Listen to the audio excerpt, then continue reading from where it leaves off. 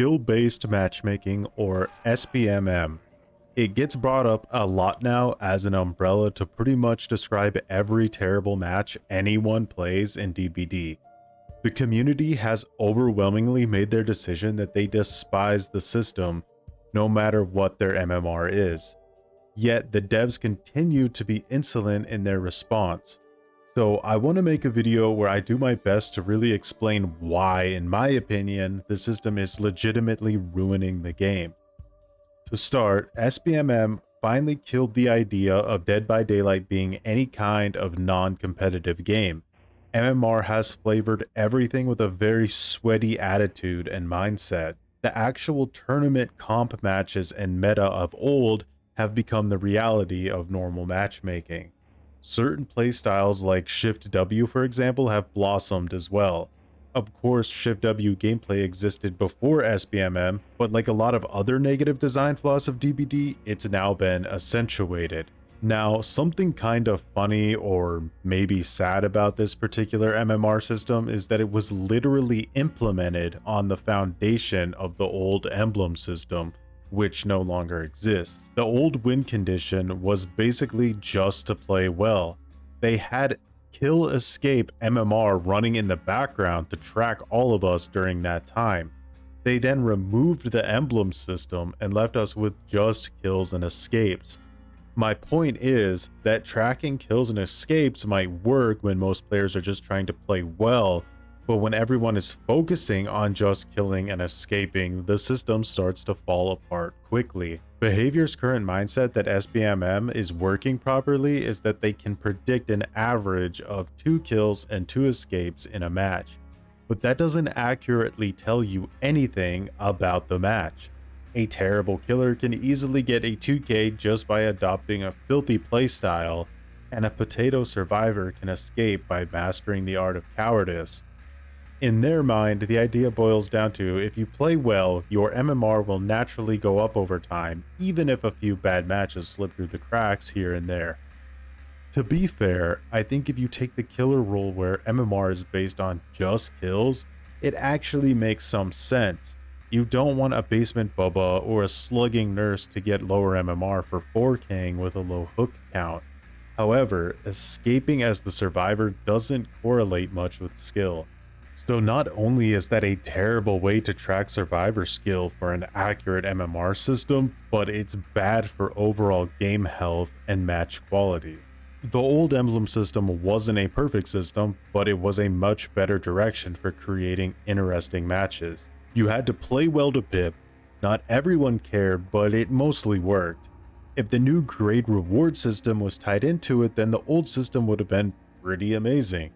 However, the current grade system mixed with MMR just encourages even more sweat, because in order to pip, which you need to do a lot every month now in order to get those juicy blood point rewards, you need every advantage available to you. Perks, offerings, swiffing, etc. It even got me.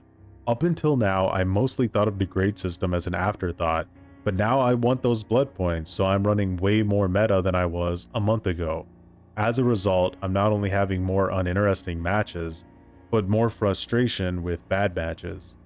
Eventually, all of this unending tryharding is going to lead to burnout.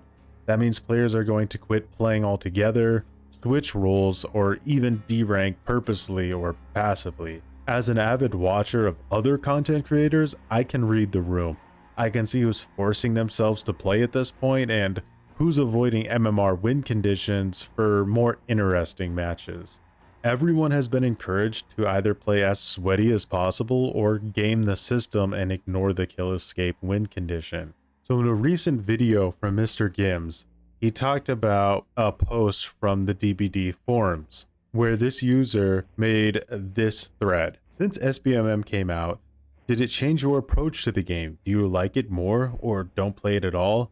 My personal experience is that I don't take the game seriously anymore. It affects my mental sanity, especially when it comes to sweaty games over and over again. I used to play a lot before it came out, around 90 hours in the last 2 weeks according to Steam. Now I have 10 hours in the last 2 weeks, which is a huge difference and says a lot of it. How's your experience with it? Share your thoughts. Another thing I can see is that they are slowly losing players and hopefully something will be done about it. Now, Mandy Talk, the lead community coordinator for Dead by Daylight, replied to this threat. He says, "It's not changed my playstyle as killer or survivor either way, to be honest. I play the same way as I always have done. I've played the game casually and don't play for kills as much as for chases. I essentially don't really care about kills in a match. If I've had some good chases, and the same for the survivor, I don't care if I die as long as I've had a good chase or two." Now, that's fine for you personally, but if you want the community to adopt that mindset, I would say that I think it's just naively idealistic. You can't just add in a win condition and then wag your finger at the community for trying to win. That's not how it works. The majority of players are always going to want to win, no matter what that means. The problem is that players who attempt to meet the win conditions are severely punished for attempting to have any kind of classic DBD fun. That is, running non-meta interesting builds, playing solo, not using any gen defense, and so on. Since MMR gives you a very high chance of playing against a very sweaty opposition or even cheaters, the only small fun left to really squeeze out of the game is the competitive aspect itself, which results in very similar, almost robotically predictable matches where you usually know the outcome within the first minute. Here's another example of forced sweat. No matter how good you are at DBD, at some point you're going to get matched up with players who are just as good as you. If at that point they run meta and you don't, you will cap out at your own personal MMR hell, leaving you with only shitty choices. D-rank purposely, stay in an endless cycle of win-lose, or run meta yourself to compete. It's that simple. It's boring, exhausting, and repetitive for the majority of the player base. It's true that all of these things were in the game prior to SBMM, but they weren't highlighted, they weren't incentivized, and they weren't nearly guaranteed every match like they are now. There's also no true way to really evaluate your own MMR beyond just assuming. For veteran players, it might be obvious, but the amount of times alone I've had someone in my stream say they got to grade 1 in their first month on the game and how easy it was is ridiculous. If you can't evaluate yourself accurately, then problems will start to arise. For instance, let's take this grade 1 in his first month Prodigy and say realistically he's about a green rank 10 in the old emblem system. Yet he thinks he's Darva because everyone told him how difficult Killer was, but he made it to what he believes is rank 1 easily. Eventually, he's going to get matched up with players who are better than him, and he's going to get destroyed. Well, now, in his mind, the game is clearly unbalanced, even though someone with the actual skill level of Darva could easily beat that same team with no perks or add-ons. Yet, our grade 1 Prodigy won't understand this, because the game is telling him he's amazing. So instead he'll start tunneling and camping, which will just push him higher up the MMR ladder. Now let's say he's made it to purple rank 6 in the old ranking system. Well, now he gets ran for 5 generators by every survivor because he never learned how to play properly. He camped and tunneled his way to an inflated MMR he doesn't belong in.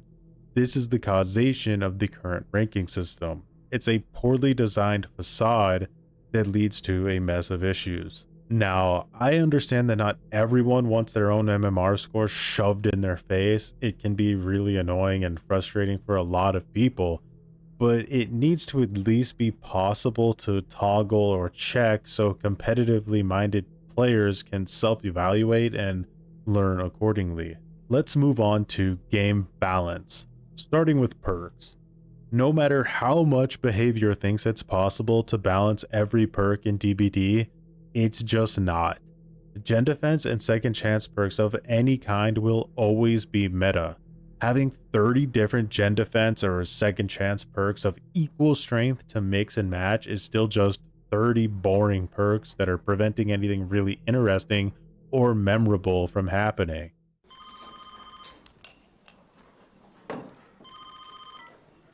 Hello? Hey, John, remember that time Hex Ruin regrets 10 gens worth of progress? Wasn't that wild? The word balance gets thrown around a lot when it comes to DBD, but in all honesty, balance is way more boring than mostly anyone stops to truly consider. The heart of DBD is variety, randomness, it's chases. At this point, I can't remember the last time I played against a body blocking hag, or a jump scare Myers, an impossible skill check doctor even, or a Splinter Cell clown. The overarching point is that whether you believe that the currently implemented MMR system works well or doesn't work at all, it's not even really the right conversation to have. Even if it was a perfectly designed MMR system, it would still be terrible for Dead by Daylight specifically, because having SBMM in DBD is diametrically opposed to the core concepts that make it a uniquely enjoyable experience.